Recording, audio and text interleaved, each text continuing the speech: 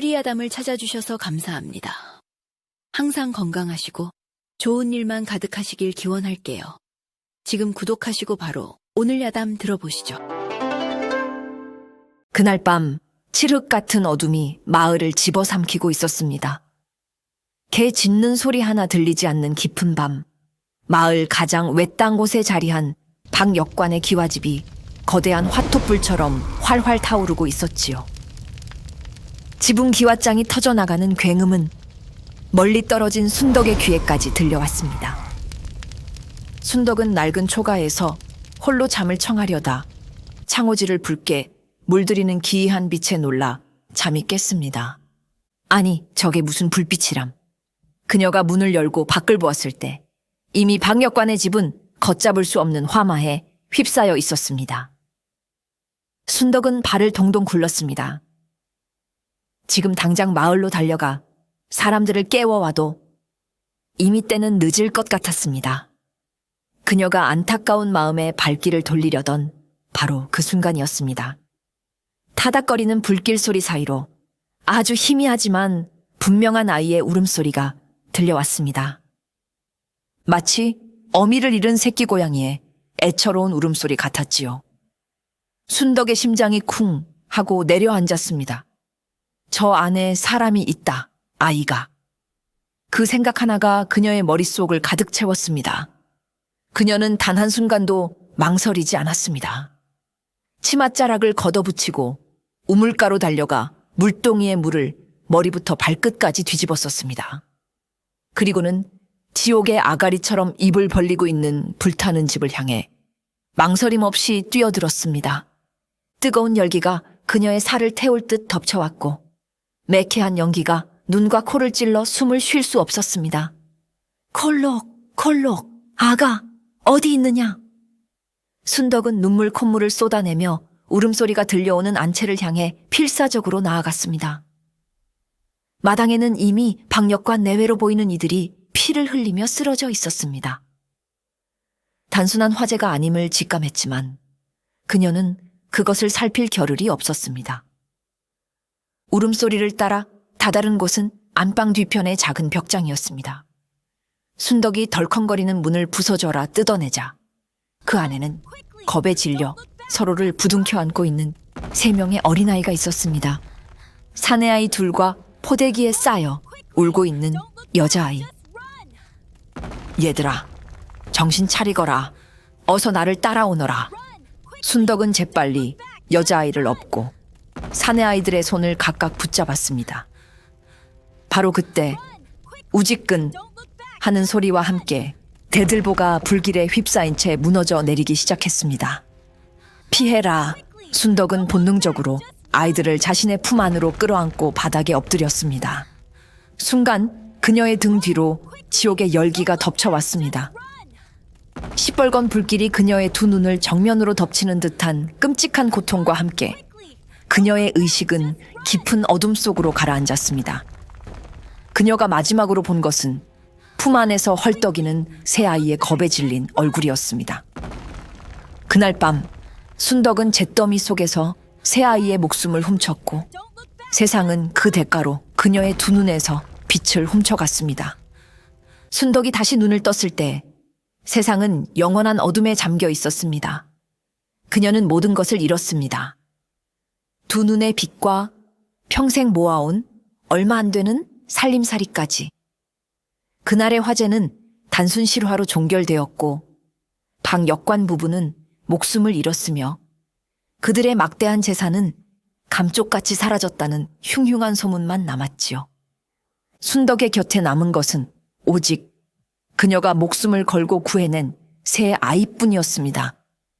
갈 곳도 의지할 곳도 없는 아이들을 보며 순덕은 차마 외면할 수 없었습니다.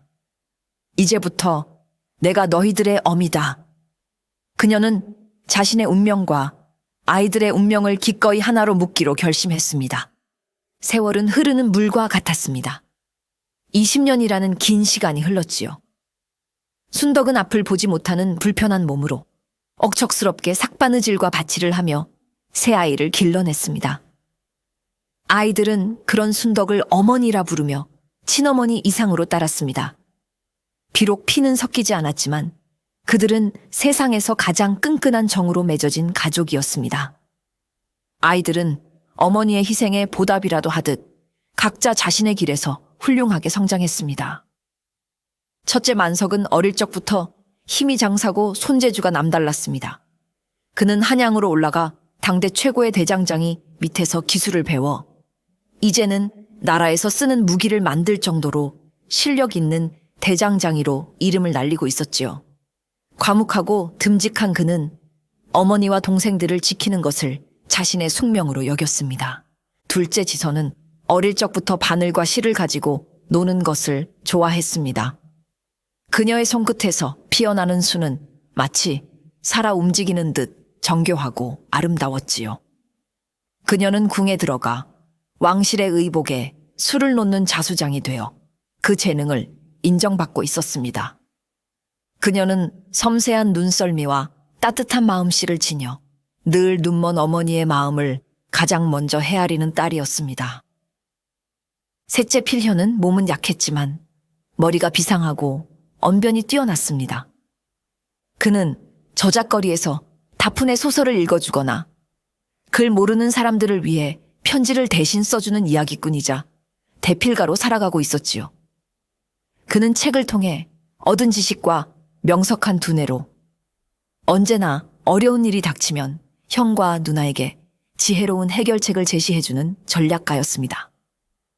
아이들은 모두 장성하여 각자의 삶을 꾸려나가면서도 철마다 어머니를 찾아와 안부를 묻고 살림을 돌보았습니다. 그럴 때마다 순덕은 세상에서 가장 행복한 미소를 지었지요. 순덕과 아이들의 평화로운 삶의 먹구름이 드리우기 시작한 것은 그해 가을이었습니다. 마을의 가장 큰 지주이자 막강한 권세를 누리고 있던 조판서가 하인 며칠 대동하고 순덕의 낡은 초가집으로 들이닥친 것입니다. 조판서는 탐욕스럽기로 소문난 인물로 백성들의 고혈을 짜내 자신의 부를 축적하는 자였지요. 그는 지팡이로 마당을 쿵쿵 내리치며 툇마루에 앉아 콩을 까고 있던 순덕에게 오만하게 소리쳤습니다. 이 보시오, 눈먼 노파. 언제까지 내 땅에서 무단으로 살 셈이오. 당장 이 집을 비우고 떠나지 못할까. 순덕은 깜짝 놀라 자리에서 일어났습니다. 대감마님, 그게 무슨 말씀이십니까? 이 집과 밭은 제가 평생을 일궈온 제 땅입니다. 어찌 대감마님의 땅이라 하십니까? 조판서는 코웃음을 쳤습니다. 허허, 이 노파가 아직도 정신을 못 차렸군. 이 마을의 땅은 전부 나의 소유다. 내년이 가진 땅 문서라도 있느냔 말이다. 증명할 것이 없다면 당장 짐을 싸서 나가거라. 열흘의 말미를 줄 터이니 그 후에도 버티고 있으면 관아의 힘을 빌려 너를 내쫓을 것이다. 말도 안 되는 억지였습니다. 그 집과 밭은 분명 순덕이 젊은 시절부터 피땀 흘려 일군 그녀의 땅이었습니다. 하지만 조판서의 말대로 그녀에게는 그것을 증명할 땅 문서가 없었습니다. 게다가 그녀는 앞을 보지 못하는 맹인이었습니다. 권세가인 조판서에 맞서 자신의 권리를 주장할 힘도 방법도 없었습니다. 이 맹인 노파가 감히 내 땅을 무단으로 점거해. 조판서는 순덕의 어깨를 거칠게 밀치며 모욕적인 말을 내뱉고는 침을 퇴뱉고 돌아섰습니다. 어머니가 억울하게 집에서 쫓겨날 위기에 처했다는 소식은 인편을 통해 금세 한양에 있는 아이들에게 전해졌습니다. 소식을 듣자마자 가장 먼저 불같이 화를 내며 달려온 것은 역시 첫째 만석이었습니다. 그는 한양에서 하던 일을 모두 내팽개치고 며칠 밤낮을 쉬지 않고 달려왔지요. 어머니, 대체 어떤 놈이 우리 어머니를 건드리는 겁니까? 만석은 듬직한 체구에 어울리지 않게 눈물을 글썽이며 순덕의 손을 잡았습니다. 자초지종을 전해 들은 그는 당장이라도 조판서의 집으로 쳐들어가 그를 박살낼 기세였습니다. 그놈의 멱을 비틀어 놓겠습니다. 힘없는 우리 어머니라고 얕보는 모양인데 제가 가만두지 않겠습니다. 만석이 씩씩거리며 밖으로 나가려던 찰나 뒤이어 도착한 셋째 필현이 그의 앞을 가로막았습니다. 형님, 잠시만 기다리십시오. 필현은 형과 달리 차분하고 냉철했습니다. 그는 어머니를 안심시킨 뒤 흥분한 만석을 조용히 타일렀지요. 형님, 지금 힘으로 맞서는 것은 저 교활한 자의 함정에 빠지는 것입니다. 조 판서는 이미 관아와 한통속일 터. 우리가 먼저 주먹을 썼다가는 오히려 행패를 부린 죄로 옥에 갇히게 될 것입니다. 힘만으로는 저자를 이길 수 없습니다. 필현의 말에 만석은 분하지만 주먹을 내릴 수밖에 없었습니다. 필현은 방 안에 앉아 곰곰이 생각에 잠겼습니다. 그의 명석한 두뇌는 사건의 본질을 꿰뚫어 보고 있었지요. 이상합니다. 조 판서는 한양에서도 소문난 부자입니다. 그런 자가 어째서 아무 값어치도 없어 보이는 이 작은 초가와 텃밭에 그토록 집착하는 것일까요? 마치 이 땅 자체에 목적이 있는 것처럼 보입니다. 필현은 순덕에게 20년 전 화재 사건에 대해 조심스럽게 묻기 시작했습니다. 어머니, 20년 전 저희가 살던 집은 어떤 곳이었습니까? 그리고 그 화재는 정말로 단순한 실화였습니까? 순덕의 얼굴이 순간 굳어졌습니다. 그녀는 떨리는 목소리로 다 지난 일이다. 더는 묻지 말거라. 라며 고개를 돌렸습니다. 어머니의 반응을 본 필현은 조판서의 탐욕과 20년 전의 비극적인 사건 사이에 분명 어떤 연결고리가 있음을 직감했습니다. 그는 조용히 만석을 밖으로 불러내 말했습니다. 형님, 아무래도 20년 전 그날 밤의 진실을 파헤쳐야 할 것 같습니다. 그것만이 어머니의 누명을 벗기고 조판서의 탐욕을 멈추게 할 유일한 길입니다. 만석과 필현이 머리를 맞대고 고민하고 있을 때 둘째 지선 역시 소식을 듣고 비단처럼 고운 손에 흙먼지를 묻히며 한 걸음에 달려왔습니다. 그녀는 눈물부터 보이는 오라비들과 달리 눈먼 어머니의 거칠어진 손을 먼저 잡고 따뜻한 위로를 건넸지요. 어머니, 너무 걱정 마세요. 저희가 있잖아요. 어떻게든 방법을 찾을 수 있을 거예요. 지선은 어머니를 위해 따뜻한 물수건을 적셔오려고 순덕이 기거하는 작은 방으로 들어갔습니다. 그리고는 낡은 옷괴를 열다가 그 구석에 소중하게 보관되어 있는 작은 비단 주머니 하나를 발견했습니다. 그것은 아이들이 어릴 적부터 어머니가 늘 품에 지니고 다니던 손때 묻은 낡은 주머니였습니다. 호기심에 주머니를 열어본 지선은 그 안에 아주 조심스럽게 접혀있는 타다 남은 종이 조각 하나를 발견했습니다. 종이는 너무 낡아 바스러질 것 같았지만 그 위에는 붓으로 쓴 듯한 글씨가 희미하게 남아있었지요. 북두칠성. 그리고 그 옆에는 알아보기 힘든 몇 개의 글자가 더 있었습니다. 북두칠성. 이게 대체 뭘까? 지선이 종이 조각을 들고 갸우뚱거리는 순간 그녀의 시선은 비단 주머니 자체에 머물렀습니다. 주머니의 한쪽 귀퉁이에는 아주 정교하고 특이한 모양의 나비 한 마리가 수놓아져 있었습니다. 섬세한 날갯짓, 독특한 더듬이 모양. 그것은 보통의 자수 솜씨가 아니었습니다. 어디서 봤더라. 분명 어디서 본 문양인데 지선은 한참을 고민하다가 마침내 기억을 떠올리고는 자신도 모르게 숨을 헙 하고 들이마셨습니다. 아, 조판서 대감. 그녀는 예전에 왕실 연회에 진상된 비단을 구경하러 갔다가 조판서의 부인이 가지고 있던 놀이개에서 똑같은 나비 문양을 본 적이 있었던 것입니다. 그 문양은 조판서 가문을 상징하는 특별한 문양이었습니다. 지선은 떨리는 손으로 비단 주머니와 종이 조각을 들고 오라비들에게 달려갔습니다. 오라버니, 이것 좀 보세요. 그녀는 자신이 발견한 것을 모두 털어놓았습니다. 어머니, 이 나비 문양은 조판서 대감 댁 가문의 문양과 똑같습니다. 어째서 어머니께서 이 주머니를 가지고 계신 걸까요? 셋째 필현이 먼저 입을 열었습니다. 그의 눈은 밤의 어둠 속에서도 형형하게 빛나고 있었지요. 이제 우리의 목표는 단 하나. 조판서의 죄를 입증할 결정적인 증거를 찾는 것입니다. 힘으로도 눈물로도 해결할 수 없습니다. 오직 치밀한 계획과 각자의 능력만이 우리를 승리로 이끌 것입니다. 필현은 붓을 들어 깨끗한 종이 위에 그들의 계획을 써 내려가기 시작했습니다. 세 남매는 각자 자신이 가장 잘할 수 있는 능력을 살려 완벽한 협공을 위한 역할을 분담하기로 했습니다. 제가 먼저 움직이겠습니다. 저는 이 사건의 전략가가 되어 전체적인 그림을 그리고 작전을 지휘하겠습니다. 우선 저작거리의 이야기를 퍼뜨려 조판서를 심리적으로 압박하고 백성들의 관심을 이 사건으로 끌어모으겠습니다. 여론은 그 어떤 칼보다도 무서운 무기가 될 수 있습니다. 필연의 목소리에는 자신감이 넘쳤습니다. 그러자 둘째 지선이 결심한 듯 말했습니다. 그렇다면 제가 잠입가가 되겠어요. 저는 변장술과 눈썰미에 자신이 있습니다. 어떻게든 조판서의 집에 들어가 그의 서재나 안채 깊숙한 곳에 숨겨져 있을 결정적인 단서를 찾아내겠습니다. 여인의 몸이기에 오히려 그들의 경계를 뚫기 쉬울 수도 있습니다. 그녀의 섬세함 뒤에는 강단 있는 용기가 숨어 있었지요.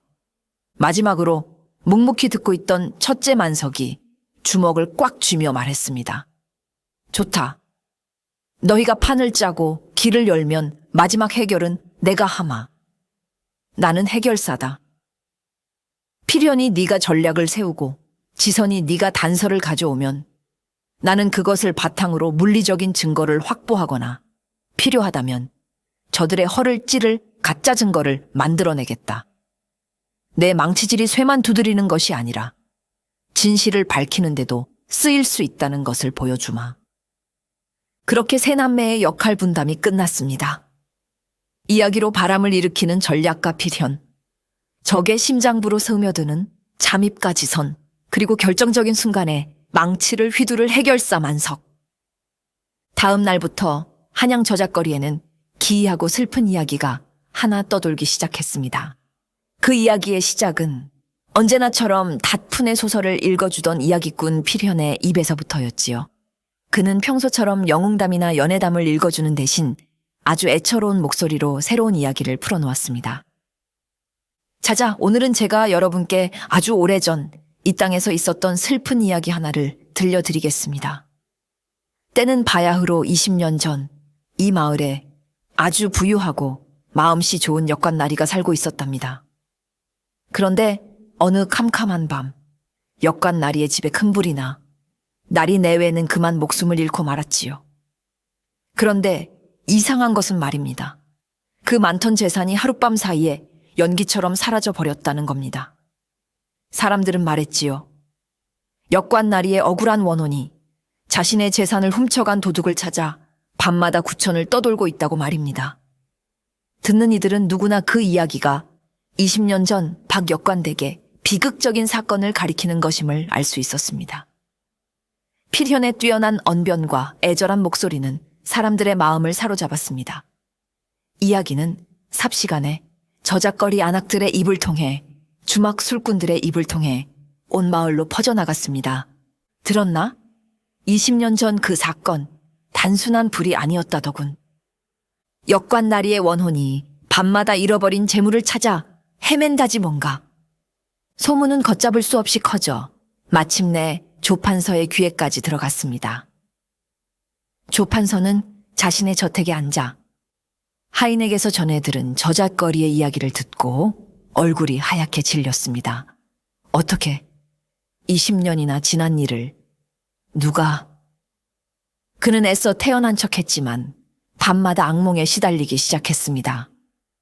꿈속에 피를 흘리는 역관이 나타나 내 재물을 돌려다오 라고 소리치는 통에 잠을 이룰 수가 없었지요.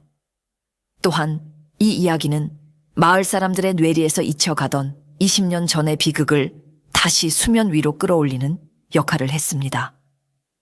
사람들은 이제 순덕노파의 땅 문제와 20년 전의 미스터리한 사건을 연관지어 생각하기 시작했지요. 필연은 여기서 멈추지 않았습니다. 그는 며칠 뒤 이야기의 다음 편을 공개했습니다. 그 사라진 재산이 사실은 역관나리의 집터 어딘가에 아직도 숨겨져 있다더이다. 그 비밀을 아는 자, 천하를 얻을 만큼의 부를 얻게 될 것이나 원혼의 저주 또한 함께 받게 될 것이라 하더이다. 이 이야기는 조판서의 탐욕에 다시 한번 불을 지폈습니다. 그는 더욱 초조해하며 어떻게든 순덕을 내쫓고 그 땅을 파헤쳐 남은 재산을 찾아내야겠다고 개걸스럽게 다짐했지요. 필연이 던진 이야기는 쥐를 잡기 위해 노은 향기로운 떡밥과도 같았습니다. 이제 쥐가 덫을 향해 달려오기만을 기다리면 되는 것이었습니다. 필연이 저작거리에서 이야기로 바람을 잡는 동안 지선은 자신의 임무를 수행하기 위해 조용히 움직였습니다. 그녀의 계획은 대담하고 위험했습니다. 바로 호랑이 구린 조 판서의 집에 직접 들어가는 것이었지요. 지선은 먼저 자신의 신분을 감추기 위한 준비를 시작했습니다. 그녀는 궁에서 입던 화려한 비단옷을 벗고 누추한 무명옷으로 갈아입었습니다. 탐스러운 머리는 되는 대로 틀어 올리고 뽀얗던 얼굴에는 일부러 검댕을 묻혔지요. 그리고는 거울을 보며 입가에 작은 점 하나를 찍었습니다. 그러자 곱고 총명했던 자수장의 모습은 온데간데 없고 시골에서 갓상경한 어수룩하고 순박한 처녀의 모습만이 남아 있었습니다. 그녀는 조판서 댁의 안살림을 총괄하는 참모를 찾아갔습니다. 그리고는 미리 준비한 자신이 정성껏 수놓은 작은 손수건을 뇌물로 건네며 세상에서 가장 불쌍한 표정으로 말했습니다. 고향에서 몹쓸 병이 돌아 먹고 살 길이 막막하여 한양으로 올라왔습니다. 바느질 솜씨는 조금 있사오니 부딪힌 모일이든 허드렛일이든 좋으니 이 댁에 머물며 일을 할 수 있도록 허락해 주십시오. 참모는 그녀의 뛰어난 수솜씨와 순박해 보이는 인상에 마음이 동했습니다. 마침 조 판서의 부인이 새 비단옷의 수를 놓을 사람을 찾고 있던 터라 지선은 생각보다 쉽게 조 판서의 집에 들어갈 수 있었습니다. 친모가 된 지선은 낮에는 조 판서 부인의 옷에 수를 놓으며 신임을 얻었고 밤에는 뒤 죽은 듯 조용히 움직이며 집안의 구조와 사람들의 동태를 살폈습니다. 며칠간의 관찰 끝에 그녀는 한 가지 이상한 점을 발견했습니다. 조 판서가 매일 밤 아무도 들이지 않는 자신의 서재에 홀로 들어가 아주 오랜 시간 머물다 나온다는 것이었습니다. 그리고 그 서재 주변은 유독 다른 곳보다 경계가 삼엄했지요. 저 서재에 무언가 있다. 지선은 직감했습니다. 지선이 조 판서의 집에서 기회를 엿보는 동안 만석은 필현의 지시를 받아 움직였습니다. 그의 임무는 단순하고 명확했습니다. 북두칠성. 지선이 발견한 종이 조각에 적혀있던 그 단서의 실체를 어머니의 텃밭에서 찾아내는 것이었지요. 만석은 낮에는 평범한 농부처럼 밭을 가는 척하며 땅의 형태와 주변 지형을 꼼꼼히 살폈습니다. 밤이 되면 그는 튼튼한 삽과 괭이를 들고 어둠을 틈타 밭으로 향했습니다.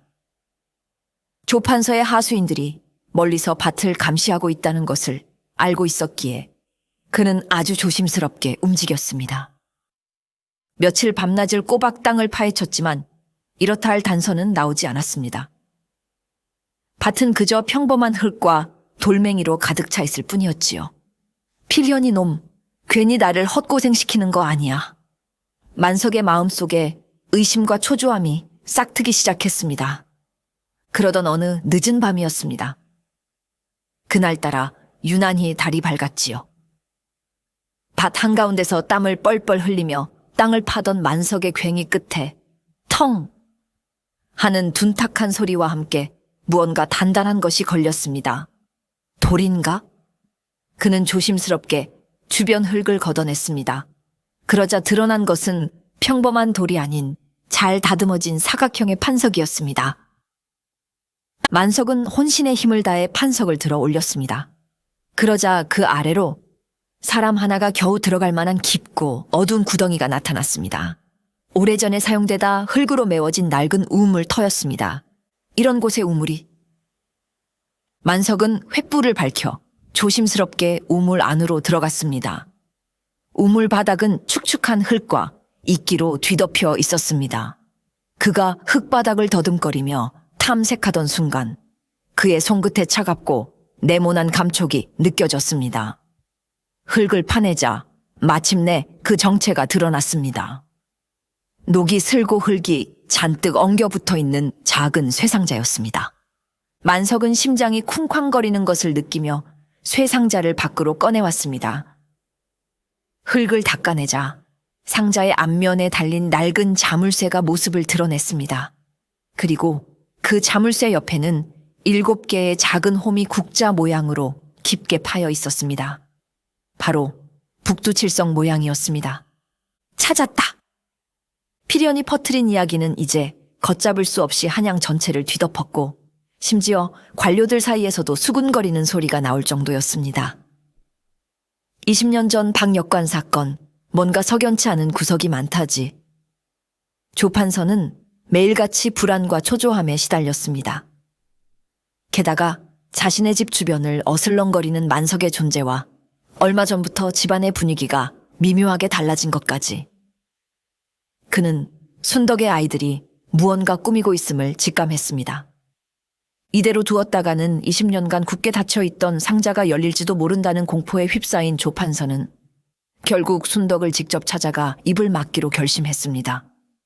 그는 밤늦은 시간을 틈타 수행원 하나 없이 홀로 순덕의 초가집을 찾아왔습니다. 나다! 문 열어라! 조판서의 목소리에 홀로 잠을 청하려던 순덕은 온몸이 굳는 것을 느꼈습니다. 20년 전 그날 밤에 악몽이 되살아나는 듯 했지요. 그녀가 떨리는 손으로 문을 열자 달빛을 등진 조판서가 뱀처럼 차가운 눈으로 그녀를 내려다보고 있었습니다. 그는 방 안으로 성큼성큼 들어와 순덕의 턱을 거칠게 움켜쥐고 말했습니다. 내 인연, 아직도 정신을 못 차렸구나. 내 놈의 아이들이 지금 무슨 짓을 하고 다니는지 알고 있느냐. 순덕은 아무 말도 하지 못하고 입술만 파르르 떨었습니다. 조판서는 더욱 목소리를 낮춰 귓가에 독사의 혀처럼 속삭였습니다. 저작거리에 떠도는 그 이야기, 내 아이들 짓이지. 그의 눈에는 잔인한 살기가 가득했습니다. 똑똑히 들어라. 만약 네 아이들이 여기서 더 날뛰거나 내년이 그날 밤의 일을 단 한마디라도 발설한다면 그땐 네 아이들의 목숨도 무사하지 못할 것이다. 불길 속에서 살아남은 목숨, 이번에는 내 손으로 직접 끊어주마. 알아들었느냐? 그의 협박은 순덕의 가장 약한 부분을 파고들었습니다. 자신의 목숨은 아깝지 않았지만 아이들의 목숨을 위협하자 그녀는 모든 저항을 포기할 수밖에 없었습니다. 그녀에게 아이들은 자신의 눈과 맞바꾼 세상의 전부였으니까요. 다음 날 걱정이 되어 찾아온 아이들 앞에서 순덕은 평생 처음으로 차가운 가면을 썼습니다. 다들 돌아가거라. 나는 괜찮다. 이 늙은이의 운명이려니 하고 받아들일 테니 너희는 어서 각자의 삶으로 돌아가거라. 다시는 이 일에 끼어들지 마라. 아이들은 어머니의 갑작스러운 냉대에 충격을 받았지만 필연만은 그 이면을 꿰뚫어 보았습니다. 조판서의 협박 이후 집안의 분위기는 더욱 살벌해졌습니다. 조판서는 신경질적으로 하인들을 다그쳤고 특히 자신의 서재 주변에는 아무도 얼씬하지 못하도록 엄명을 내렸지요. 지선은 그의 이런 반응을 보며 자신의 예상이 맞았음을, 바로 저 서재 안에 모든 비밀이 숨겨져 있음을 확신했습니다. 기회는 의외의 곳에서 찾아왔습니다. 조판서의 부인이 지선에 뛰어난 자수 솜씨에 완전히 매료된 것입니다. 내 솜씨는 정말 하늘이 내렸구나. 궁궐의 수박 나인들도 너만은 못할 것이다. 부인은 지선을 총애하며 그녀에게 자신의 가장 아끼는 비단옷의 학수를 놓아달라고 부탁했습니다. 지선은 며칠 밤낮으로 정성을 다해 술을 놓았습니다. 그리고 마침내 완성된 학의 마지막 눈동자에 점을 찍기 직전 그녀는 일부러 바늘에 손을 찔려 피를 한 방울 떨어뜨렸습니다. 아야! 붉은 피가 순백의 학 날개 위로 번지자 지선은 세상이 무너진 듯한 표정으로 부인 앞에 엎드려 빌었습니다. 마님, 죽을 죄를 지었습니다. 제가 마님의 귀한 옷을 망쳐버렸습니다. 부인은 아끼는 옷이 망가진 것에 속상해했지만 지선의 진심 어린 눈물과 그간의 정성을 생각해서 차마 크게 나무라지는 못했습니다. 지선은 이때다 싶어 마님, 이 얼룩을 지울 수 있는 약재를 제가 알고 있습니다. 허나 그 약재는 햇볕을 보면 안이 되고 가장 어둡고 그늘진 곳에서 말려야만 효과가 있습니다. 부디 하룻밤만 댁에서 가장 빛이 들지 않는 서재에 이 옷을 보관할 수 있도록 허락해 주십시오. 라고 간청했습니다. 부인은 남편이 서재를 얼마나 아끼는지 알았지만 귀한 옷을 살릴 수 있다는 말에 결국 고개를 끄덕였습니다. 알겠다. 내 오늘 밤 대감께서 주무실 때 몰래 문을 열어줄 터이니 조용히 옷만 가져다 놓고 나오너라. 그날 밤 지선은 마침내 꿈에 그리던 조판서의 서재에 발을 들일 수 있었습니다. 칠흑 같은 어둠 속에서 그녀는 낮에 봐두었던 구조를 더듬어 나아갔습니다. 그리고는 서재 가장 안쪽 낡은 병풍 뒤에 숨겨진 비밀 공간을 찾아냈습니다. 벽장 안에는 낡은 상자 하나가 놓여 있었습니다. 상자를 열자 그 안에는 그녀가 찾던 모든 것이 들어 있었습니다. 낡은 땅 문서 한 뭉치, 그리고 북두칠성 쇠상자의 열쇠로 보이는 정교한 나비 모양의 은재 열쇠. 지선은 심장이 터질 듯이 뛰는 것을 느끼며 열쇠와 땅 문서를 재빨리 품에 숨겼습니다. 그날 밤 세 남매는 다시 순덕의 초가에 모였습니다. 지선이 목숨을 걸고 가져온 나비 모양 열쇠와 낡은 땅 문서, 그리고 만석이 밭에서 찾아낸 북두칠성 쇠상자. 모든 조각이 마침내 한자리에 모인 것입니다. 피련이 떨리는 손으로 나비 모양 열쇠를 쇠상자의 자물쇠에 꽂았습니다. 찰칵 하는 소리와 함께 20년간 굳게 닫혀있던 상자가 마침내 그 비밀의 문을 열었습니다. 상자 안은 습기로 인해 눅눅했지만 그 안에 든 내용물들은 비교적 온전하게 보존되어 있었지요. 상자 안에는 금은 보화가 아닌 종이 뭉치들이 가득 들어 있었습니다. 가장 위에는 박역관 집안의 재산 목록이 상세하게 적힌 장부가 있었습니다. 그리고 그 밑에서 결정적인 증거가 나왔습니다. 바로 박역관이 조판서에게 막대한 돈을 빌려주고 받은 차용증서였습니다. 거기에는 조판서의 서명과 수결이 선명하게 찍혀 있었지요. 모든 진실이 마침내 모습을 드러냈습니다. 20년 전 조판서는 사업 실패로 막대한 빚을 지게 되자 당시 부유했던 친구 박역관에게 큰 돈을 빌렸습니다. 하지만 그의 탐욕은 끝이 없었고 빚을 갚을 날이 다가오자 그는 끔찍한 계획을 세웠습니다. 빚을 갚지 않고 오히려 박역관의 재산까지 모두 차지할 계획을 말입니다. 그는 한밤중에 박역관의 집에 몰래 침입하여 박역관 부부를 살해했습니다. 그리고는 모든 증거를 없애기 위해 집에 불을 지른 것이었습니다. 모든 진실을 알게 된 세 남매는 분노와 슬픔에 몸을 떨었습니다. 그들은 자신들의 부모님이 당한 끔찍한 비극과 그것을 지키기 위해 눈까지 희생해야 했던 순덕 어머니의 고통을 생각하며 피눈물을 흘렸습니다. 며칠 후 마침내 관아 마당에서 순덕과 조판서의 대질신문이 열렸습니다. 마당은 구경 나온 백성들로 인산인해를 이루었고 모두가 숨을 죽인 채 재판을 지켜보았지요.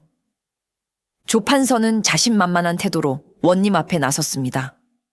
사또 이 눈먼 노파가 20년간 불법으로 저의 땅을 점거해 왔습니다. 여기 그 증거인 땅 문서가 있사옵니다. 그는 자신이 위조한 땅 문서를 보란 듯이 펼쳐 보였습니다. 원님은 땅 문서를 받아들고는 고개를 끄덕이며 순덕을 향해 물었습니다. 노파는 들으라.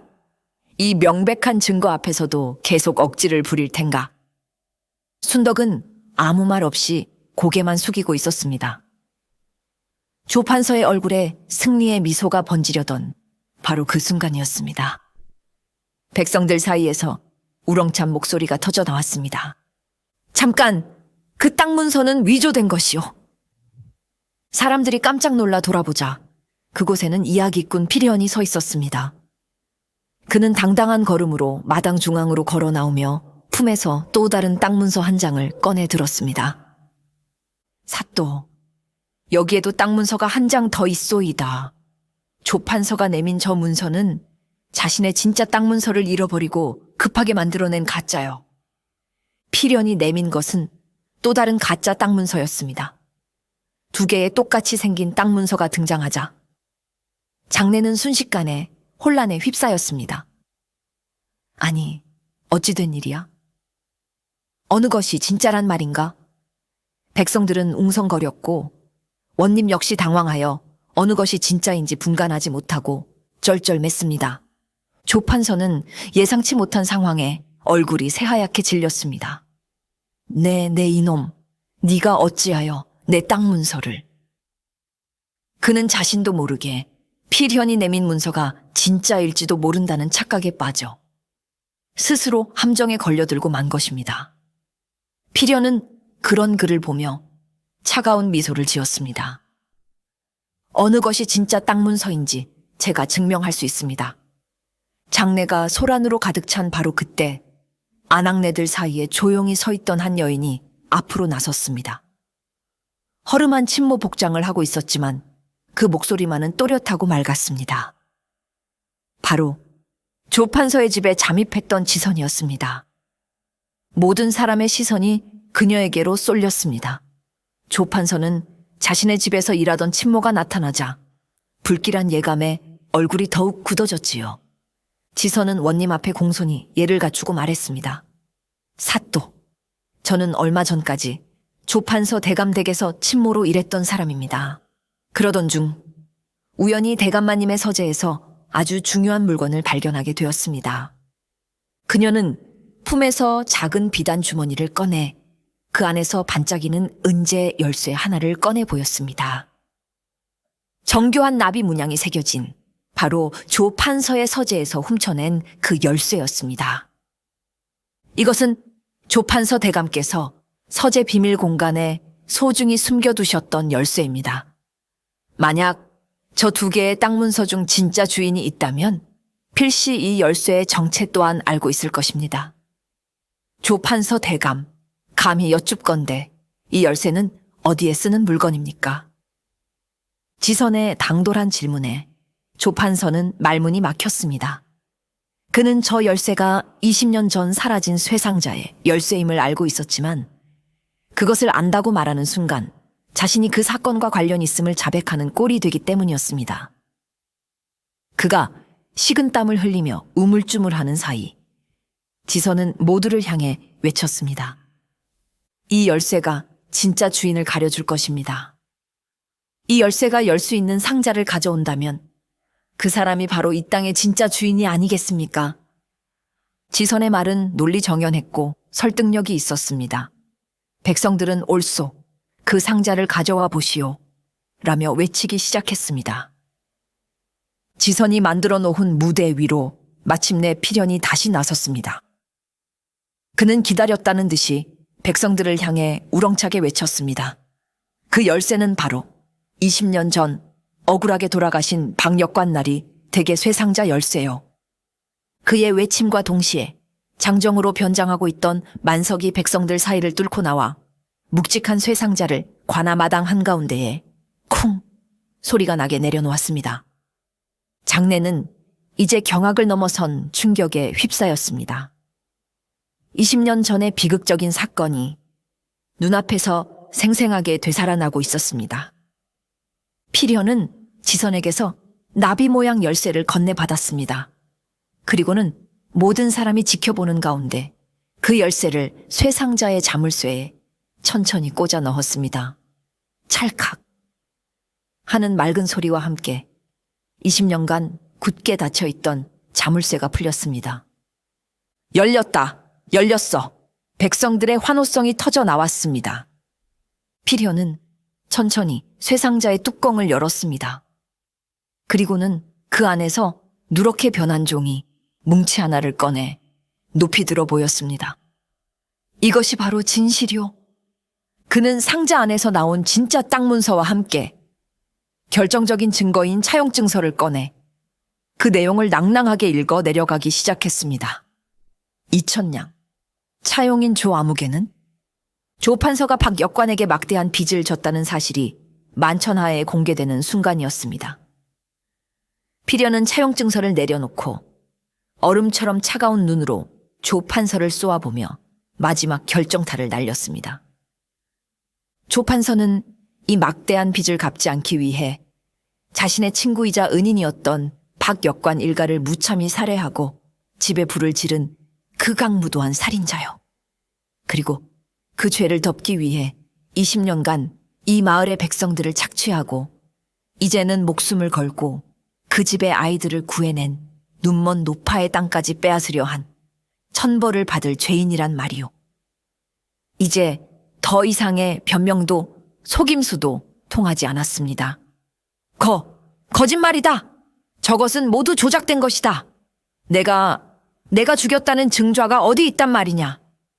궁지에 몰린 조 판서는 마치 실성한 사람처럼 발악하며 소리쳤습니다. 쇠상자와 차용 증서라는 명백한 증거 앞에서도 그는 끝까지 자신의 죄를 인정하지 않았지요. 원님조차 이 엄청난 사건 앞에서 어찌할 바를 모르고 안절부절 못하고 있었습니다. 바로 그때였습니다. 지금까지 미동도 없이 앉아있던 순덕이 딸 지선의 부축을 받으며 천천히 자리에서 일어났습니다. 그녀는 비록 앞을 보지는 못했지만 정확히 조 판서가 있는 방향을 향해 고개를 돌렸습니다.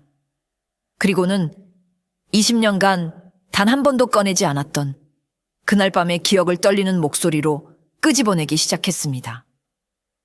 그날 밤 저는 똑똑히 보았습니다. 사람들은 모두 숨을 죽이고 그녀의 목소리에 귀를 기울였습니다. 제가 불길 속으로 뛰어들어갔을 때 박 역관 나리는 이미 안채의 마당에 쓰러져 계셨습니다. 그리고 그분의 가슴에는 비수가 꽂혀 있었지요. 순덕의 목소리가 비통함에 젖어들었습니다. 그녀는 품에서 낡고 낡은 비단 주머니를 꺼내 높이 들어 보였습니다. 그리고 역관 나리께서는 마지막 순간까지 이 비단 주머니를 손에 꼭 쥐고 계셨습니다. 이 주머니는 그분을 찌른 자의 허리춤에서 떨어져 나온 것이었습니다. 모든 사람의 시선이 그 낡은 비단 주머니에 꽂혔습니다. 조 판서 가문의 문양인 나비 자수가 선명했습니다. 순덕은 말을 이었습니다. 그녀의 목소리는 이제 추상 같은 위엄을 담고 있었지요. 그리고 저는 보았습니다. 불길 속에서 황급히 도망치던 자의 팔뚝을 말입니다. 역관 나리께서 마지막 힘을 다해 휘두른 벼루에 맞아 깊게 찢어진 상처가 있었지요. 조 판서 대감, 지금 당신의 왼쪽 팔 소매를 걷어 보이시오. 만약 당신이 죄가 없다면 그 팔에는 아무런 흉터가 없어야 할 것입니다. 순덕의 마지막 외침은 천지를 뒤흔드는 벼락과도 같았습니다. 조 판서의 얼굴이 귀신이라도 본 듯 새하얗게 질렸습니다. 그는 본능적으로 자신의 왼쪽 팔을 감싸주며 뒷걸음질 쳤습니다. 당장 저자의 소매를 걷어라. 포도대장의 호령에 포졸들이 달려들어 조 판서의 소매를 거칠게 걷어 올렸습니다. 그러자 그의 팔뚝에 선명하게 남아있는 오래되고 흉측한 칼자국 같은 흉터가 모든 사람의 눈앞에 드러났습니다. 더 이상의 증거는 필요 없었습니다. 조 판서는 그 자리에 풀썩 주저앉아 마침내 모든 것을 포기한 듯 고개를 떨구었습니다. 조 판서의 죄악이 만천하에 드러나자 관아 마당은 백성들의 분노와 환호성으로 가득 찼습니다. 저놈을 매우 쳐라. 순덕 할머니 만세. 조 판서와 그와 결탁했던 부패한 관리들은 모두 그 자리에서 결박되어 국법에 따른 엄한 처벌을 받기 위해 의금부로 압송되었습니다. 수십 년간 마을을 억압했던 거대한 악의 축이 마침내 무너진 것입니다. 모든 소동이 끝나고 사람들이 흩어진 텅 빈 관아 마당. 세 남매는 그제야 어머니 순덕의 곁으로 다가왔습니다. 그들은 아무 말 없이 어머니 앞에 나란히 무릎을 꿇었습니다. 그리고는 참았던 눈물을 터뜨렸지요. 어머니. 만석은 듬직한 체구와 어울리지 않게 아이처럼 흐느꼈고, 지선은 순덕의 거친 손을 잡고 하염없이 눈물만 흘렸습니다. 필현은 고개를 숙인 채 떨리는 목소리로 말했습니다. 어머니, 저희를 구하기 위해 그 끔찍한 일을 20년간이나 홀로 가슴에 묻고 사셨군요. 그뿐만이 아니었지요. 저희에게 세상을 볼 수 있는 눈을 뜨게 해주시기 위해 어머니께서는 그 소중한 두 눈의 빛을 희생하셨습니다. 저희는 그것도 모르고 그제야 아이들은 깨달았습니다. 어머니가 그저 불길 속에서 우연히 눈을 잃은 것이 아니라는 사실을. 무너지는 대들보 앞에서 자신들을 보호하기 위해 기꺼이 자신의 몸을 던져 그 모든 열기와 고통을 대신 감당했다는 것을 말입니다.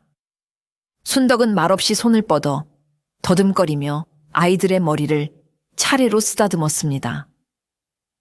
괜찮다, 내 새끼들. 괜찮아. 너희들이 무사히 살아남아 이렇게 의롭게 자라주었으니 나는 내 두 눈을 잃은 것을 단 한 번도 후회한 적이 없단다. 너희들이 바로 내 눈이고 내 세상이었느니라. 정의는 바로 세워졌고 억울함은 풀렸습니다.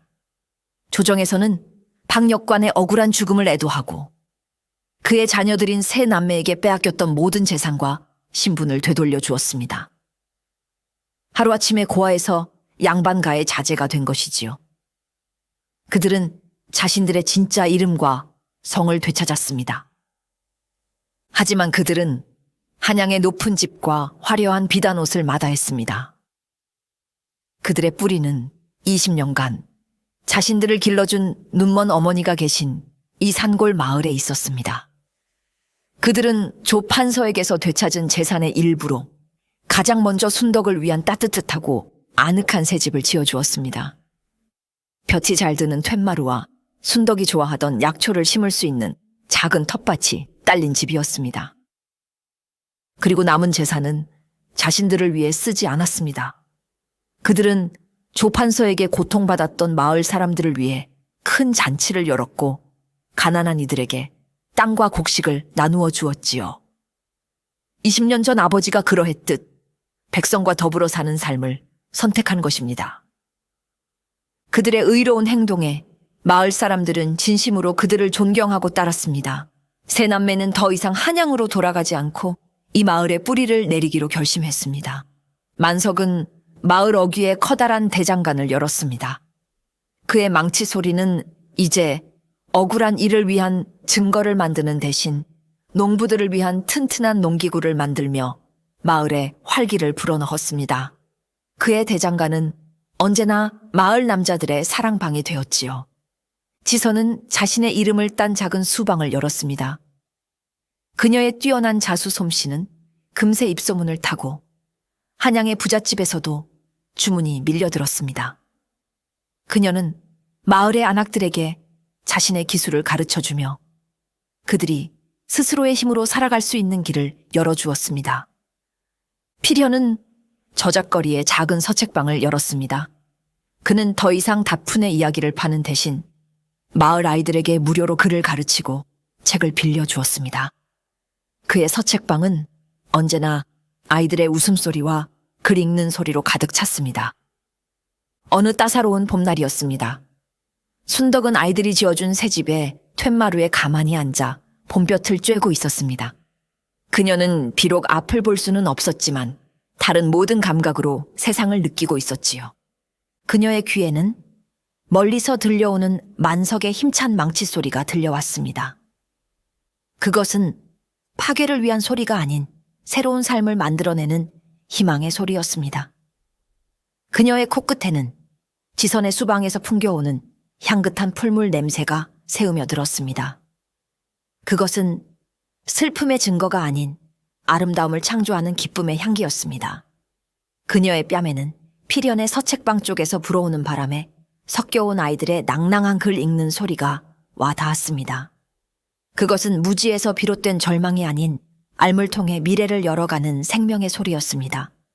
힘차게 망치질하는 듬직한 아들, 고운 비단에 술을 놓는 어여쁜 딸, 그리고 아이들에게 둘러싸여 환하게 웃고 있는 막내 아들.